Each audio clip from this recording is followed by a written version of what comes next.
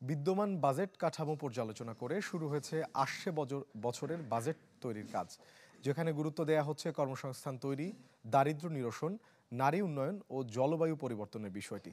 এরই মধ্যে সব দপ্তরে চিঠি দিয়েছে অর্থ মন্ত্রণালয়।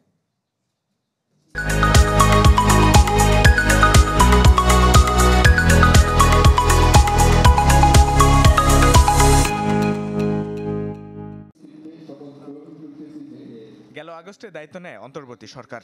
আগের সরকারের রেখে যাওয়া ভঙ্গুর অর্থনীতিকে টেনে নেয়া নতুন সরকারের প্রধান চ্যালেঞ্জ। সংকট কাটাতে যাদের গুরুত্ব তাই ব্যয় সংকোচন নীতি আর বিদেশি অর্থায়নে। আসছে বছরের বাজেটেও জোর দেওয়া হচ্ছে আর্থিক অবস্থার উন্নয়নের মাধ্যমে কর্মসংস্থান তৈরি, দারিদ্র্য নিরসন, নারী উন্নয়ন ও জলবায়ু পরিবর্তনে। আমাদের উন্নয়ন যে কৌশল এবং একই সঙ্গে যে প্রকল্পগুলো যে বাস্তবায়ন করছি, আমরা অর্থের ব্যবহার করছি, তো সেই জায়গাতে অগ্রাধিকার পুনর্নির্ধারণের জন্য আমাদের একটা টাস্কফোর্স তৈরি হয়েছে এবং তারা সরকারকে পরামর্শ দিচ্ছে। পুরো বাজেটে নতুন করে একটা কাঠামো তৈরি করা দরকার, যেটা আসলে আমাদের যে নতুন এখন পরিবর্তন হচ্ছে, সংস্কার হচ্ছে, তো সেটার সাথে সঙ্গতিপূর্ণ। বিদ্যমান বাজেট কাঠামো হালনাগাদ করতে এরই মধ্যে সব দপ্তরে চিঠি দিয়েছে অর্থ মন্ত্রণালয়। বলা হয়, জনগুরুত্বপূর্ণ না হলে পর্যালোচনা করতে হবে চলমান প্রকল্পের ব্যয়, আর বিদ্যমান পদক্ষেপ তুলে ধরতে হবে জলবায়ু পরিবর্তনের চ্যালেঞ্জ মোকাবেলার নতুন উদ্যোগে।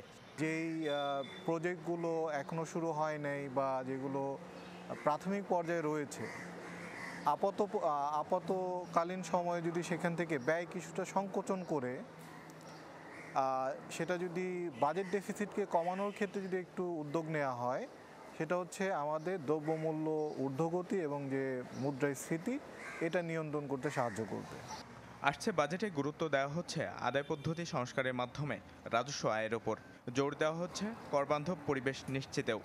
লোকজনের উপর অযথা কোনো করের বোঝা না চাপে, যারা এবিলিটি টু পে, যারা দিতে পারে সবাইকে ট্যাক্স রিটার্ন। এখন যারা দিতে পারে অনেকে ট্যাক্স দেয় না। একটু সমতা ভিত্তিক এবং জাস্টিফাইড বাজেট হয়, যার দেওয়ার কথা যে দেবে, আর ট্যাক্স লিকেজ থেকে আমরা কমাতে চেষ্টা করব। মন্ত্রণালয়গুলোকে প্রতিবেদন জমা দিতে বলা হয়েছে জানুয়ারির মধ্যে। ইমদাদ হক, চ্যানেল 24, ঢাকা।